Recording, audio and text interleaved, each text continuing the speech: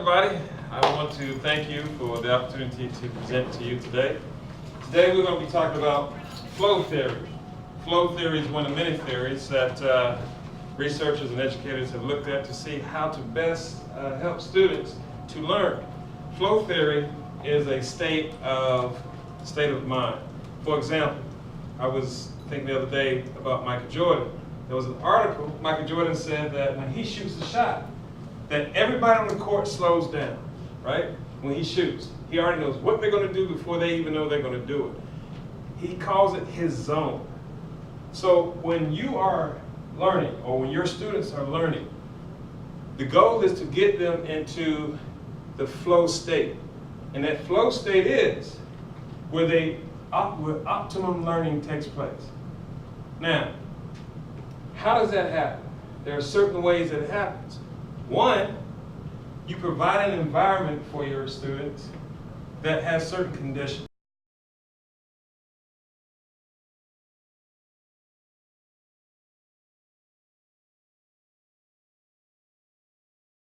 All right, so as I was saying, so you want to get your students to that place where they achieve optimal learning. And to do that, you have to provide certain conditions. Now, the first thing, the most important thing to achieve flow theory, or get into your flow state, get your kids into that flow state, there has to be a level of competence balanced with the level of difficulty. Now, what the research says is, if a child has enough skill to accomplish a task, once they accomplish that task, they'll then want to go to the next level. If they do not have the skills to accomplish that task, then what will happen is your child will shut down. So if you're a math teacher, or an English teacher, or a drafting teacher, and you're teaching a concept to a child that's too hard for them, in other words, they don't have the skills to master the task, you're shutting that child down. So to avoid that, you look at what you're teaching, you look at the necessary skills, and you give the students the skills before you give them to the task. So that when the task comes, then they achieve success, and that sets them up to want to do more. And each time they succeed, they experience success, they want to do more, until you get them to the level 5 state, okay? Now, the other thing is this.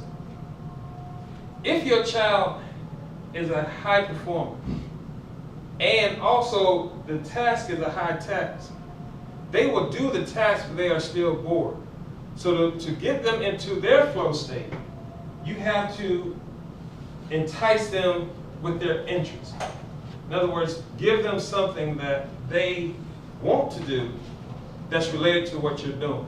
And then just let them flow, let them go at it. So today, what I'm going to do with you, I am going to teach you how to get your kids into a state of flow. And how am I going to do that? I'm going to put you in a state of flow. I'm going to put you in your zone. Now, in front of you have your computers. I'm going to allow you to pick a topic of your interest, and you are going to create an e-maze presentation. Now, the e-maze presentation, it's the latest thing out there. It's sort of like Prezi on steroids. It's web-based. You can build these things for your kids. You can build a class, and they hit a little button, and it follows them around. They can look at the lesson on their phone, on their computers. It's just as kid-friendly as Twitter and Face Chat and Snapchat. All those things. Just imagine these kids could be studying while riding in their car or hanging out at the little cookout. They could take the homework assignment with them. And so by the end of this class, you are going to create one of those projects, which brings up another state of flow. There's a such thing called play theory. Now when we're young, kids play all the time, they learn so many things. In fact, the research says that when kids play, they learn cognitive skills, they learn how to think. So I am going to let you play as you build these things with an interest of your own, put you in your flow theory. let you achieve success. And when you do that, we're going to share your presentations at the end. Okay? So, what I need for you to do now is go to emaze.com. EMAZE.com. EMAZE.com. And I will come around and sign everybody up. I'll walk around and make sure everybody's getting there. Now, you're going to have to create an account. You're going to have to create an account. They are free, but if you want to upgrade and pay, which I did, it's $100, maybe $120 a year. So create an account. Click on Google Plus to the right. There, right. Look at the top. Just click Google Plus to the right.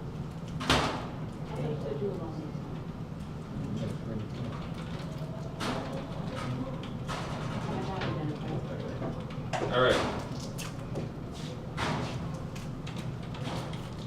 Some of you may like this so much that you're going to replace your PowerPoints. Incidentally, you can't upload PowerPoints to this as well. You can embed video. You can upload PowerPoints.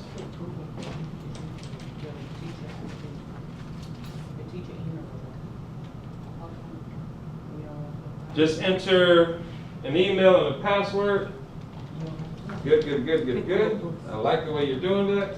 Great job, great job. I like the way you're doing that. And once you log in, you'll see the create screen. Great job, Ms. May. Now, go ahead and click the create button.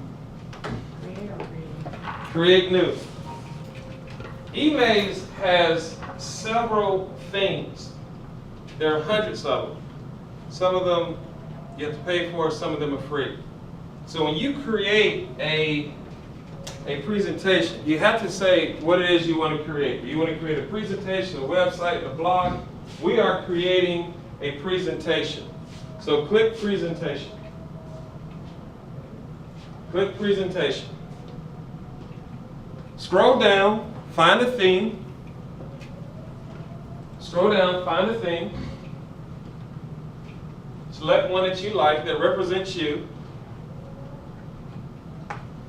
You may want to change that theme later because I am going to ask you to go out there on the internet and find 10 blogs that discuss something about what it is you like. For example, if you like cooking, go out there and look at 10 blogs and see what they say about cooking. And then you're going to create your emails based on that information that you're finding. And this email presentation can be whatever you want it to be. You can put pictures of casseroles and pictures of hot dogs. And for me, I like salmon. So I would put a nice big pink salmon on there with some French fries and some ketchup. Nice Heinz ketchup too, not that Hunt stuff. Heinz, okay, the Heinz stuff. All right. So whatever your interest is, if you like football, or if you like drafting, or if you're into engineering, you can put a space program as also a thing for that. So in a little while, after we practice creating emails, I'm gonna let you go out there on the internet, search a few blogs, and then build your presentation. So let's look at the key things that you must have in your presentation. One, you must have a link, okay? You must have a working link. You must embed a YouTube video. I want some pictures in there. You must put some pictures in there.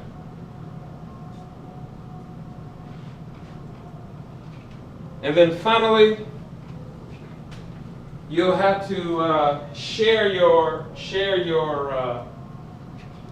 presentation with a friend. So, right before I let you go, I'm going to give you several uses for emails. as I said before, it is web friendly. It has all the features of PowerPoint. So if you wanted to create a presentation or a staff development and have the people to go look at it, everything that you need for that staff development, you can put right into that email's presentation. You can put videos if you wanted to put a video. You can put links. You can put files. You can have people share it at the same time, look at it at the same time.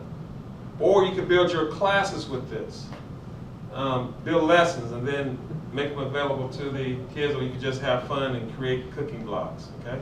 Yes, question? You said the requirements were a link, a YouTube video, a picture, and whatever? That's it? Yeah, at the end you're going to share it, embed it in the website. Just share it.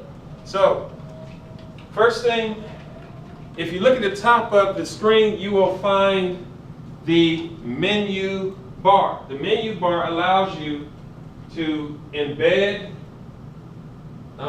images, to type.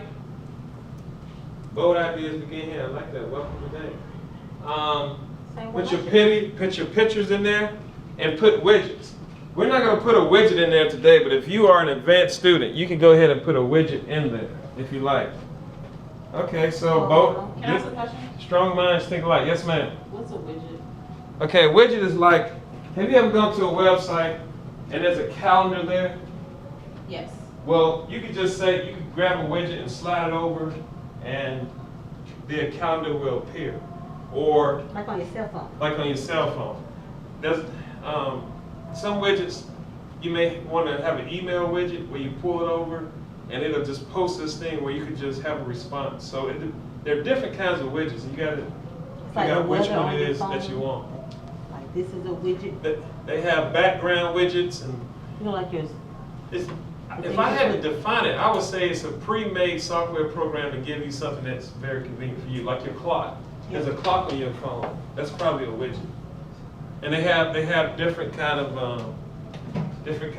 responsibilities. So go that way. She can't say that because she- You have a question? Okay, so everybody, let's put a picture. Let's put a picture in your blog. If you want, not blog, but your emails, if you want to add a slide, if you look at the top left-hand corner, you can hit add. So you can have as many slides as you want. And all those slides that you see, you can click it, and it will add to your thing. So they already have graphs in there. They already have charts. They already have places for picture, places to embed material. And again, once you finish all this, all you got to do is say post and share the link, and all the kids can immediately go and access it. Now, okay, so have you put your picture in? And you can just go to any website and grab any little picture offline. Put on the main page, on our first page. Wherever you feel it should go. Okay. Wherever you feel it should go. That's beautiful, man. Are you a business? That looks business-like. I feel that some of y'all are going to be using this later on.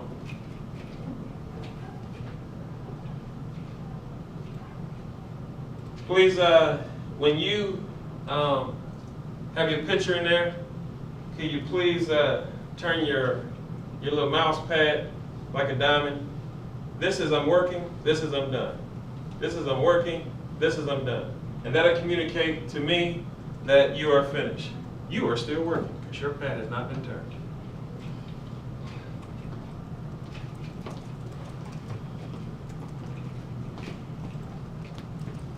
Okay, good.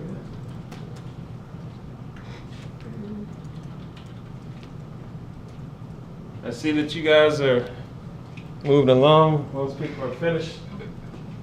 Over there, this young man, this teacher over here is doing a good job there. All right. Any questions over here? Okay. All right, so now that you put your picture in there, let's go ahead and put a link to something away from your present, not your present, but your email's presentation. So if you look at that same menu, go ahead and type something, and when you highlight what it is you type, whether it's a picture or the type, then the link will come up. The link looks like two little rings.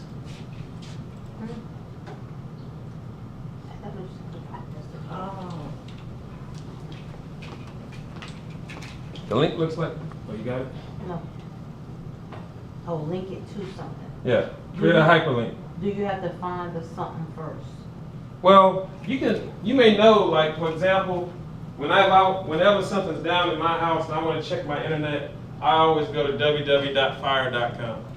If Fire comes up, I know it's working. So you can just type in a URL, Gotcha. or you could activate your picture and type in a URL. So you can use words or the picture, whichever the case. Okay. And if you want to see how it works, you can preview it. If you look in the top right-hand corner, it says View. So if you want to see how your thing will move and how it looks, you click the View button, and it'll give you a view. And you can see your creative juices coming to life. Ooh, this is background. Oh, look at that. It's bold ideas begin here. Incidentally, Dr. Jordan has the same one. And if you want to go back to your presentation, you just click the little button at the right and it'll go back. You may even be able to hit escape. How do you preview the link, you said? If you go to View in the top right-hand corner. Okay, so we should have a picture, we should have a link, and to share it, right beside where you see View, it says Share. So if you had a website and you wanted to embed it, then you would hit Embed. Well, click Share, hit Embed, grab that link, and then post that code into the website. If you wanted to send an email, you hit that same button, select that option, and now we'll embed a video. How cool is that? Anybody have a favorite YouTube video? To embed the video,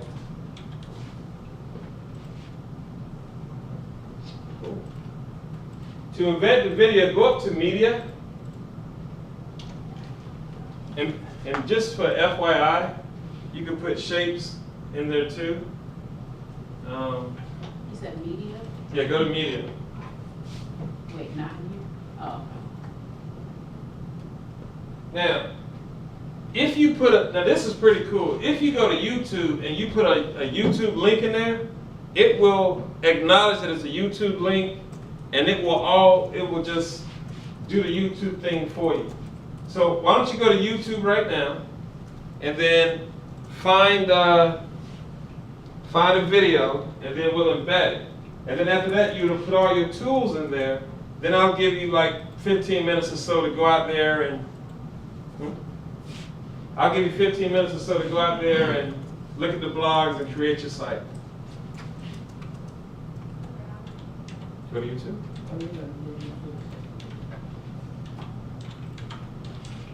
If you have a video on file, you can do the same thing. You can upload the video. But since it was not a prerequisite to come to this training with a video on file, you can just go to YouTube, grab whatever URL, and then we'll plug that in there. So you just grab that URL at the top, grab it at the top, plug it in, and you're good to go. Go ahead and turn your mouse pads back so I know everybody's working. You can loop it, autoplay, whatever, right? Yeah, if you want to. Now, I prefer auto start. In other words, I start it myself because once you click that scene, it'll start, it'll go. Once you go to that slide, that video will take off. So if you're teaching and you don't want the video talking while you're talking, select manual. But if you want it to just go as soon as you hit it and you're going to get out the way, you can go ahead and click it. So we're good? How can you edit after you put it up? Have it there. Can you edit? I don't know if I click manual or go. I always do it at the beginning, so. Let me check this do you know where to put the video? How do you know where to put the video? It'll pop up. Well, if you put it in there and hit add, it'll see that it's a YouTube video and it'll do it for you. I mean, but where will it place it? And on the screen that you're Oh, on. okay. On the screen that you're on, okay. Mhm. Okay, On the screen that you're on. okay. See, Dr. Jonah, Mhm. you see loop autoplay and high controls? Yep, So mine is manual though. It Okay. came out manual. I prefer manual too. Do you see it? I didn't wonder. What do you mean? Huh? Hit, Do it again. Try autoplay. Oh, click, Hit that. click view. There you go. Go to the right, click view. Now, if you want to see it play, click view and you'll see it come on. And click it. Well, she has hers on autoplay, it's already going. Oh. How you gonna open this, Sarah? Error. All right, so at this time, are there any questions about how to do those things? Because those things are gonna need to be in your presentation at the end of this training. And now we're gonna play. I'm gonna put you in your flow. And how I'm gonna put you in your flow? One, you're gonna find something that you wanna work on that's of interest to you. You're going to build these things according to how it represents you. And then finally, we're going to give you a chance to talk about it.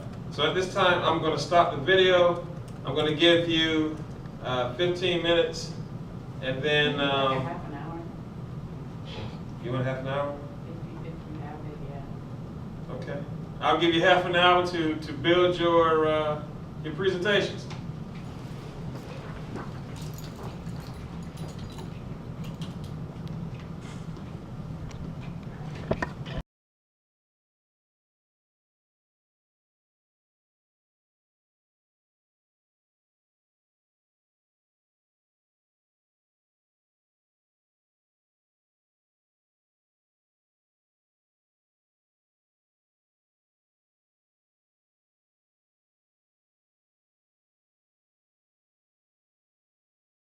Trying to make this test. So you've had a chance to go to your blogs and you researched your blogs. Is there anybody who cares to share? Ms. Maynard, would you care to share about your blog or your presentation? Was it easy for you or was it difficult? It was very easy. The only problem that I'm having is my video is not, it is incurring an error and encountering an error, so it won't play. Okay, remind me after everybody's had a chance and I'll come over and I'll help you out with The school is probably blocking it. that. Right, we're on the school website, so they're probably blocking because it's YouTube. Anybody else? Well, I thought it was pretty easy. Yeah, it's pretty easy. Okay, I like it. all right. Okay, so I want to thank you all for the presentation and for joining the staff development and creating your presentations. Is there anything that you found interesting about flow theory or play theory? Anything that you may be able to use in your classes?